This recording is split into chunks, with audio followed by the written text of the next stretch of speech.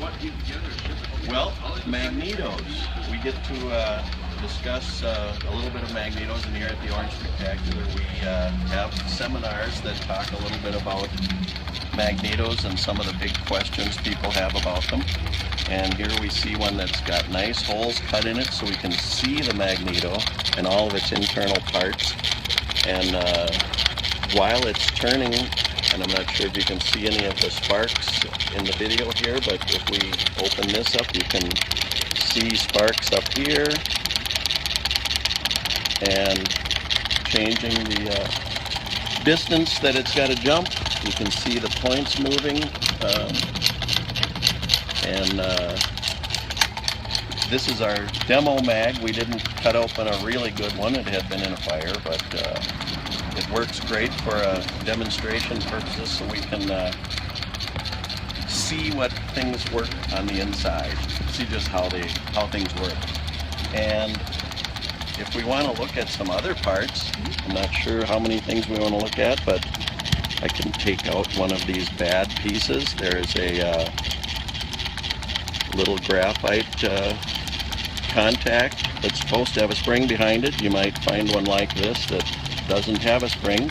It should be nicely moving like this, because that has to push up against a pancake rotor, and the middle one is going to push in the center. That's bringing the high tension down to the plate that decides which spark plug is going to get the spark.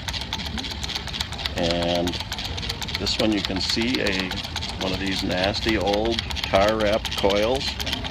Those most times are probably needing replacement.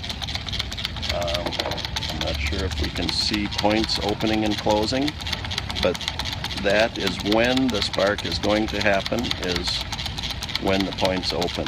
As soon as the points open, that's when the spark happens, and then this has to be pointed at one of the leads in the cap to get the spark to the proper spark plug.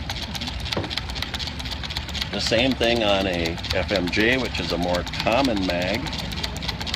This one again has the old-fashioned coil. This lead should be maybe a little closer to the end, because if a spark has no place to go, it should be able to jump to the housing. If you've got a spark plug that is a wire that's fallen off and the spark has nowhere to go, the coil either has to eat that spark, and very hard on the coil, because it's going to probably jump through the insulation into the housing, ruining the coil over time. One spark won't do it, but anyway, this one should have a distance where it can jump to if it's in good shape, and it won't hurt the coil. And condenser, this piece, just a big capacitor to keep the points from burning up and to supply current for the next cycle. Do you show the timing gear? I can. It has that Yes. tooth for the notch.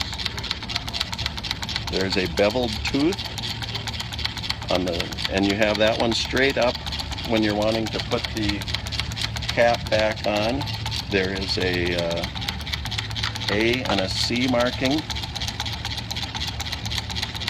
In this case, it's a clockwise magneto. If it were an anti-clockwise, you would put the A next to the marked tooth. In this case, it's the C. You have to mesh that groove in the C with the tooth that's marked, and then you'll see where the pointer is pointing, and it should be right at the lug for number 1.